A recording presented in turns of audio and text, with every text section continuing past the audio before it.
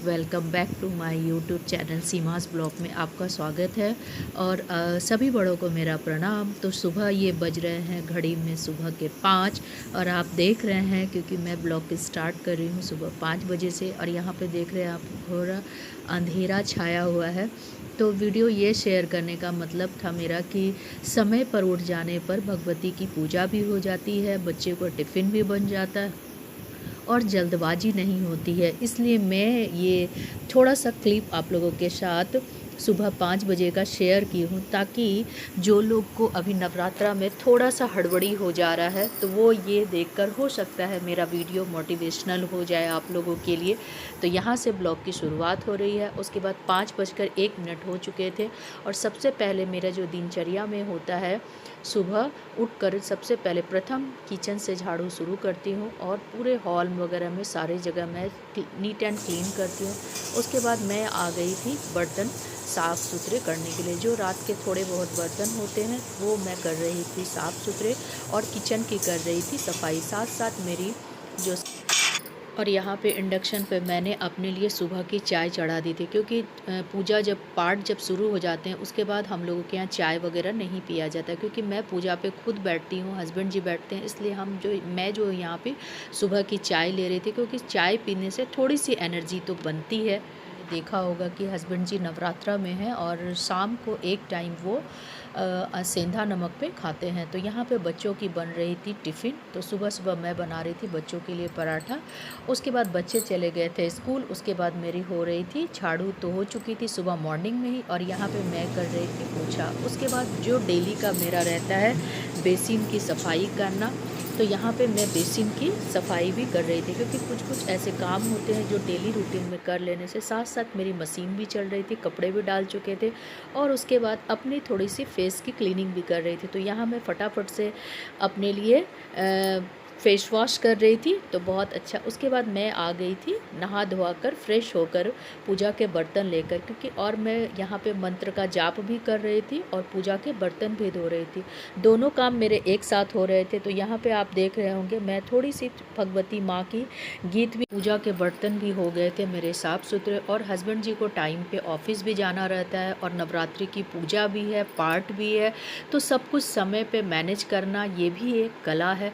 तो मैं आप लोगों के साथ ये जो सुबह मॉर्निंग का ब्लॉग है ये मैं शेयर करने का मतलब ये था कि समय पे अपना काम करना, भगवती की आराधना करना, क्योंकि नवरात्रा का समय चल रहा है तो इसमें थोड़ा सा भगवती को थोड़ा सा टाइम ज़्यादा देना पड़ता है, क्योंकि बहुत सारे विधि विधान होते हैं। तो यहाँ पे मैं कर रही थी माँ दुर्गा, बड़ी दुर्गा महारानी जो हमारी मुंगेर डिस्ट्रिक्ट की आती हैं, उनको मैं यहाँ पे पूजा अर्चना कर रही थी। और सबसे पहले तो मेरा जो ये स्थान पे बैठना होता है कि भगवती को श्रृंगार करूँ, तो सिंदूर से पहले मैं करती हूँ उनका श्रृंगार, उसके बाद फूलों से। तो यहाँ पे सारे फूल मैं सजा चुकी थी।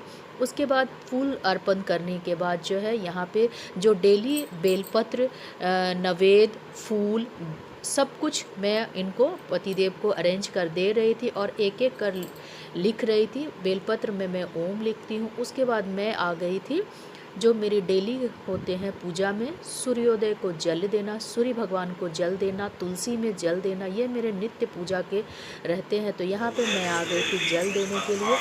उसके बाद तुलसी अगरबत्ती दिखाना, ये सब मेरे नैतिक क्रियाकलाप होते हैं जो मैं आप लोगों के साथ आज शेयर करें। उसके बाद सबसे ज़रूरी रहता है हवन करना। तो हर दिन नवमी को तो हम लोग सब जानते ही हवन होता है, पर मैं यहाँ उपला से अपने धूप को पूरे घर में लौंग, कपूर और यहाँ पे मैं जो हूँ गुगुल, ये सब जो है जलाती हूँ हर दिन। मेरा लास्ट में आरती के बाद ये को और भी बढ़ा लिया। इस प्रकार ये विजयनी हुई। उस तुमुलनाद को सुनकर दैत्य की सेनाओं को ने चारों ओर से आकर चंडिका देवी, सिंह तथा काली देवी को क्रोधपूर्वक घेर लिया। राजन, इस बीच में असुरों के विनाश और देवताओं के अभ्युदय के लिए ब्रह्मा, शिव, कार्तिकेय, विष्णु और इंद्र आदि देवताओं की शक्तियां जो अत्यंत पराक्रम और बल से संपन्न थी, उनके शरीर से निकलकर और इसी रूप में चंडिका देवी के पास, जिस देवता का जैसा स्वरूप है, जैसी वेशभूषा, जैसा वाहन, ठीक वैसे ही साधनों से संपूर्ण होकर उनकी शक्ति असुरों से युद्ध करने के लिए आए। सबसे पहले हंसयुक्त विमान पर बैठी अक्ष सूत्र और कमंडलों से सुशोभित ब्रह्मा जी की शक्ति उपस्थित हुई, जिसे ब्रह्मानी कहते हैं। महादेव जी की शक्ति विसर्ग प्रारूढ़ होकर हाथ में श्रेष्ठ त्रिशूल धारण। क्या यहाँ पे चल रहे थे पाठ, जो मैं आप लोग के साथ पाठ की कुछ क्लिप शेयर की हूँ। उसके बाद यहाँ पे हो रही थी आरती की तैयारी। तो यहाँ पे मैं रिद्धि सिद्धि स्वास्तिक बना रही थी। स्वास्तिक बनाकर उसके बाद और यहाँ पे जो है मैं यहाँ आरती की थाल सजा रही थी। तो यहाँ पे स्वास्तिक मैंने बना लिया था रोली चंदन से। उसके बाद फूलों से थाल को सजा रही थी। उसके बाद यहाँ पे घी अगरबत्ती। नमस्तस्यै नमस्तस्यै नमो नमः। या देवी सर्वभूतेषु चेतनेर्विद्यते। नमस्तस्यै नमस्तस्यै नमस्तस्यै नमो नमः। या देवी सर्वभूतेषु बुद्धिरूपेण संस्थिता। नमस्तस्यै नमस्तस्यै नमस्तस्यै नमो नमः। या देवी सर्वभूतेषु निद्रारूपेण संस्थिता। नमस्तस्यै। लोगों के कंप्लीट पाठ को से उठने के बाद यहाँ पे हस्बैंड जी को मैंने दे दिया था डाब पानी।